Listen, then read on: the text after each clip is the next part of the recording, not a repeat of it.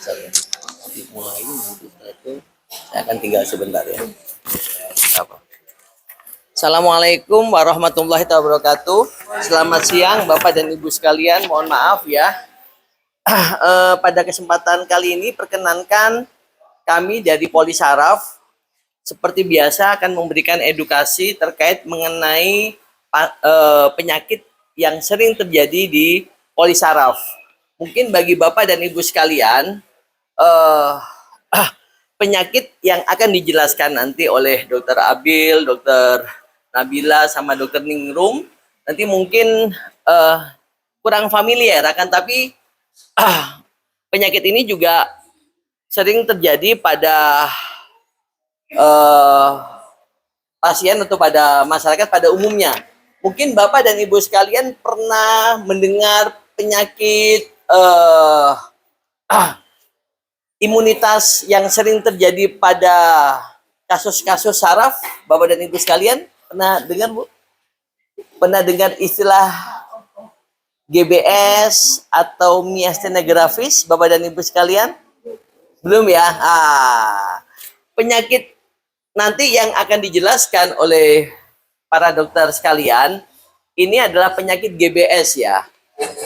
Penyakit GBS, penyakit myasthenia gravis, ini jarang sekali terjadi, akan tetapi terjadinya karena memang ada problematika pada faktor imunitas di tubuh kita.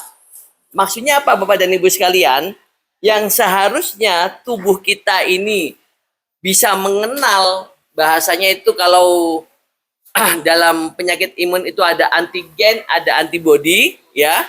Antibodi kita bisa mengenal antigen musuh, akan tapi pada kasus-kasus imunitas ini antibodi kita tidak bisa mengenal, gitu loh. Sehingga yang terjadi antibodi kita malah menganggap tubuh sendiri itu menjadi musuh, gitu loh, ya. Ini nanti yang akan dijelaskan oleh para dokter sekalian kepada ibu-ibu sekalian. Tolong didengarkan, kalau memang ada yang kurang jelas, nanti silakan bertanya. Mungkin itu saja pendahuluan dari kami. Kurang dan lebihnya nanti akan dilanjutkan oleh para dokter sekalian. Terima kasih.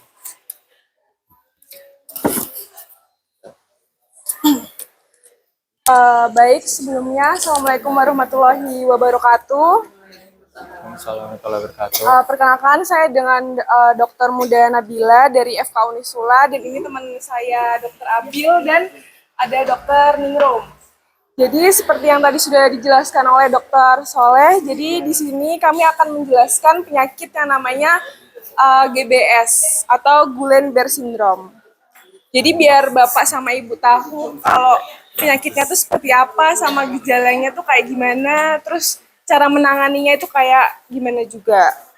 Nah, dari penyakitnya itu bisa dilihat di leafletnya itu namanya GBS.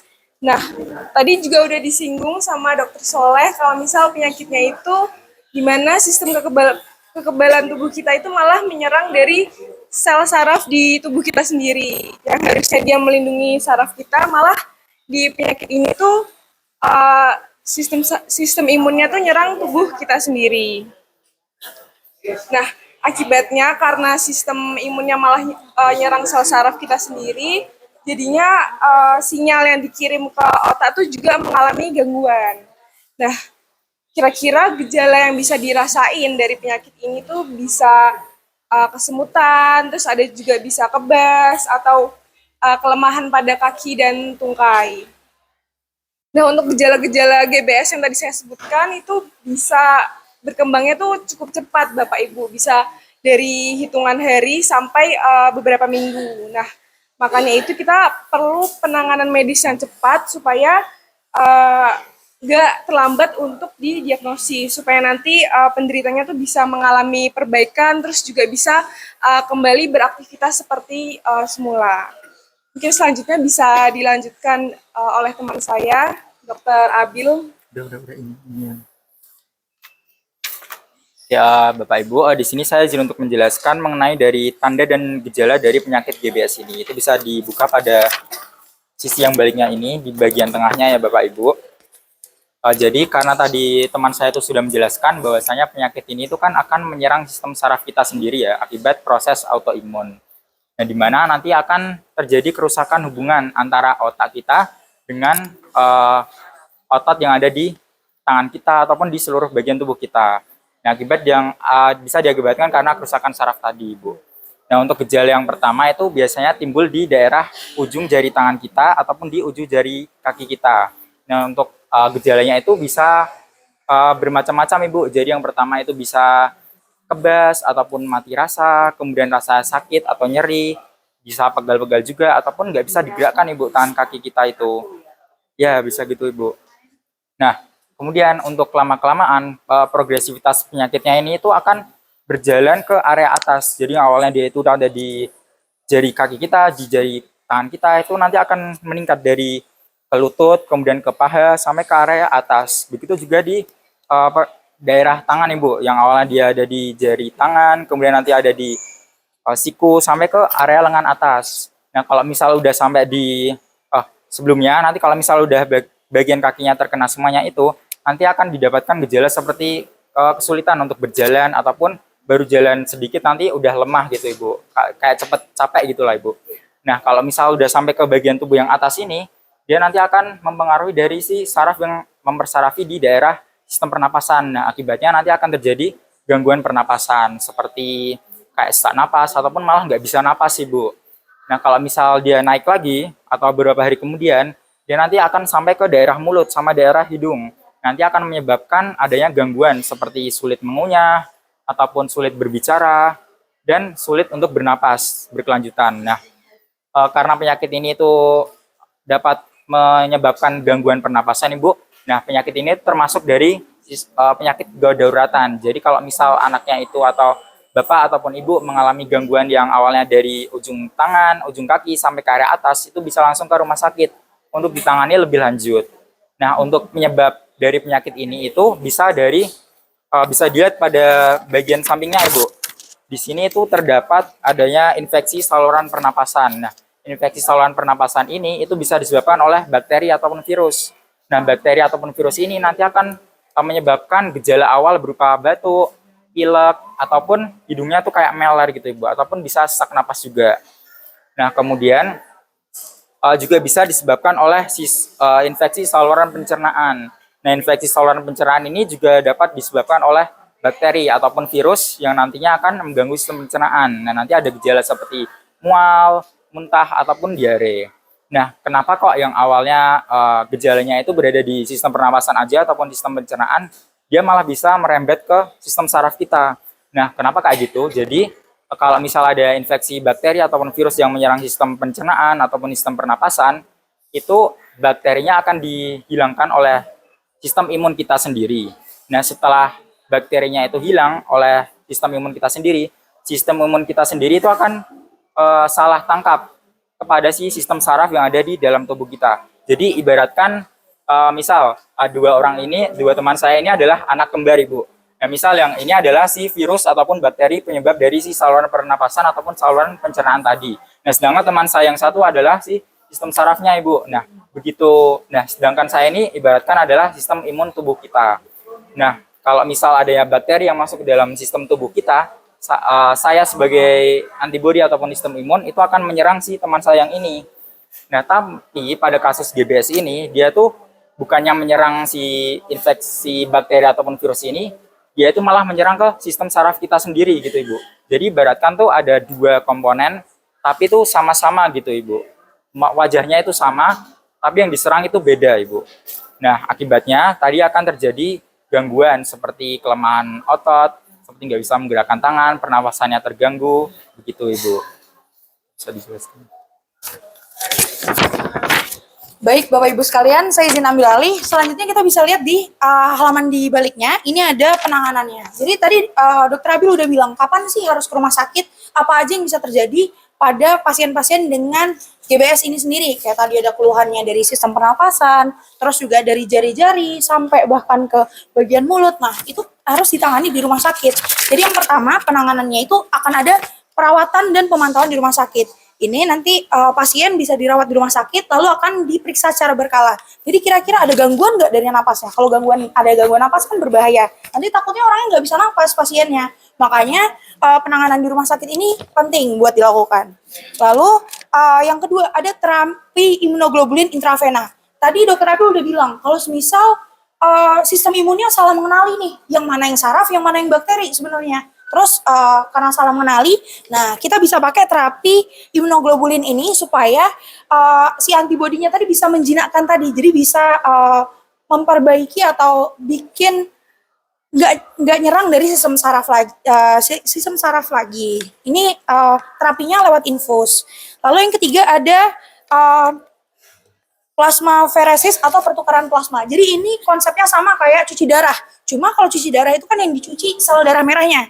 Tapi kalau pada penyakit GBS ini yang dicuci adalah plasma darahnya. Jadi tapi kurang lebih sama gitu caranya dan apa yang dilakuin dan persiapannya dan lain-lain. Lalu yang keempat ada terapi fisik dan rehabilitasi. Tadi dokter Abil udah bilang juga bakal ada kelemahan. Kalau kelemahan dibiarkan terus-menerus takutnya malah nggak bisa ngapa-ngapain. Sama mungkin seperti orang-orang yang lagi stroke. Tadinya kan mungkin melemah karena nggak pernah dilatih, nggak pernah direhabilitasi, akhirnya jadi kelumpuhan yang menetap. Nah, kita mau mencegah itu terutama pada pasien-pasien yang udah masuk ke rumah sakit. Jadi bakal terapi lanjutannya bakal ada rehabilitasi supaya yang tadinya otot-ototnya itu udah mulai melemah bisa direhab supaya bisa sembuh kembali seperti biasa gitu. Lalu yang terakhir dukungan pernapasan bila dibutuhkan. Sebelumnya udah disampaikan kalau semisal GBS ini bisa bikin penurunan dari kemampuan saluran napasnya tadi, makanya bisa menimbulkan infeksinya makin parah juga. Nah, dengan apabila pernapasannya sendiri udah nggak bisa jalannya secara normal, maka kita bisa bantu pakai yang namanya ventilator. Mungkin Bapak Ibu sekalian udah pernah dengar mengenai ventilator. Nah, itu alat bantu napas yang bisa membantu kalau misal ada pasien yang emang pernapasannya terganggu. Secara normal gini kan kita bisa napas seperti biasa, cuma pada beberapa pasien itu nggak bisa napas seperti biasa kayak gini, jadi butuh bantuan alat yakni namanya ventilator. Itu untuk penanganan dari GBS ini. Lalu untuk komplikasinya apa? Kira-kira apa nih yang bisa terjadi kalau misal GBS-nya tidak ditangani? Yang pertama, bisa kelumpuhan sementara. Karena tadi adanya kelemahan otot, kita nggak mau adanya kelumpuhan sementara. Makanya nanti kita lakukan rehabilitasi pada otot-ototnya supaya bisa kembali seperti semula. Yang kedua, gangguan pernapasan yang udah saya sebutin tadi dan sudah dokter Abil sebutin tadi. Kalau misal ada gangguan pernapasan terus akhirnya nggak bisa napas, akhirnya nanti tidak ada oksigen yang masuk. Nggak ada oksigen yang masuk, nanti sirkulasi darahnya jadi terganggu, akhirnya bisa sampai ke kematian. Lalu yang ketiga, ada nyeri saraf berkepanjangan. Mungkin Bapak Ibu sekalian udah yang di polisaraf ini udah ngerasain sendiri gitu, nyeri-nyeri sarafnya kayak panas, terus ditusuk-tusuk. Nah ini juga salah satu komplikasi yang bisa terjadi apabila GBS-nya tidak ditangani lebih lanjut. Lalu yang keempat, bisa terjadi gangguan tekanan darah dan denyut jantungnya. Jadi karena autoimunnya ini sendiri nanti bisa menyebabkan gangguan dari denyut jantung sama tekanan darahnya, bisa malah tinggi banget atau rendah banget. Itu bisa terjadi pada pasien-pasien GBS yang nggak diobati dan akhirnya terjadi komplikasi. Lalu yang kelima ada kelemahan otot jangka panjang yang tadi apabila tidak diobati akhirnya kelemahan otot terus-menerus yang akhirnya bisa menyebabkan kelumpuhan. Lalu kalau misal semua itu terjadi kayak udah nggak bisa ngapa-ngapain, ototnya juga udah terjadi kelumpuhan, akhirnya kualitas hidupnya akan menurun. Yang tadinya mungkin bekerja di pasar atau bekerja di kantor, akhirnya karena sebelumnya udah ada nyeri-nyeri, udah ada keluhan tapi nggak diobatin, akhirnya terjadi komplikasi, akhirnya kan nggak bisa ngapa-ngapain lagi, akhirnya cuma bisa di rumah dan akhirnya kualitas hidupnya menurun karena nggak bisa bekerja. Mungkin kalau misal udah sampai ke mulut nggak bisa berbicara sama orang lain, akhirnya kan kualitas hidupnya bakal menurun, akhirnya udah nggak bisa menjalankan hidup yang sama seperti sebelumnya. Apalagi kalau misal dibandingkan dengan mungkin pasien-pasien GBS yang sudah diobati, gitu. Akhirnya turun di kualitas hidupnya. Gitu. Baik, mungkin demikian dari penyuluhan yang kami sudah sampaikan tadi. Semoga informasi yang tadi kami sampaikan bisa bermanfaat dan menambah pengetahuan dari Bapak dan Ibu. Dan mungkin apabila dari Bapak atau Ibu ada pertanyaan, mungkin bisa ditanyakan saja. Terima kasih atas perhatiannya. Sekian dari kami. Wassalamualaikum warahmatullahi wabarakatuh.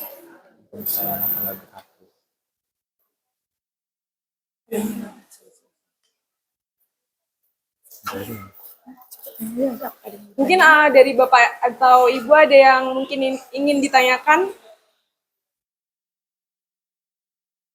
Ciri-cirinya orang autoimun itu gimana tuh? Kalau dari perjalanan penyakitnya ya Bu, dari GBS ini, itu bisa disebabkan karena tadi adanya infeksi saluran pencernaan ataupun infeksi di pernapasan Ibu. Jadi awal gejalanya dia tuh nggak langsung ke otot kita, jadi nggak langsung lemah gitu Ibu. Melainkan dia tuh ada gejala sebelumnya seperti ada sesak napas, batuk, pilek, ataupun nyeri perut, mual, sampai diare gitu Ibu. Nah, habis itu akan terjadi proses autoimun. Nah, barulah nanti kerusakan sarafnya itu baru terjadi, Bu. Nanti akan terjadi gangguan di ujung jari tangan terlebih dahulu, sama di ujung jari kaki terlebih dahulu. Baru nanti dia naik, bisa ke saluran pernapasan, nanti ada gangguan pernapasan, sampai ke gangguan bicara, Ibu.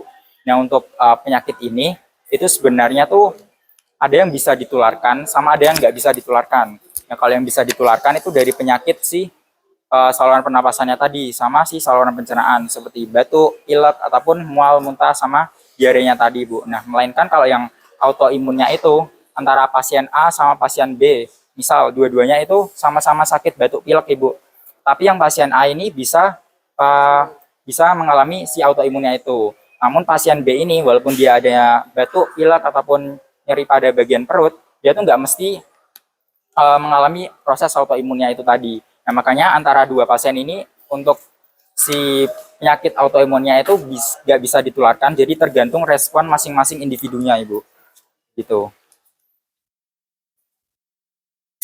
Ternyata saya juga punya dispepsia kan. Oh iya. Kan kadang ya, saya itu ya dispepsia, ya jantung, ya saraf. Itu kan kadang kita berpikirnya dari kaki, koyo gitu. Kan kepikiran. Iya, iya. Makanya ini tadi ada GPS itu tadi kan. Hmm. Pikiran juga, aku tuh kayak apa gitu loh. Pencegahannya seperti itu ya. Nanti kita ambil sendiri. Iya, Ibu. Terima kasih, Bu. Iya, Ibu. Baik, mungkin apakah ada yang ingin ditanyakan lagi?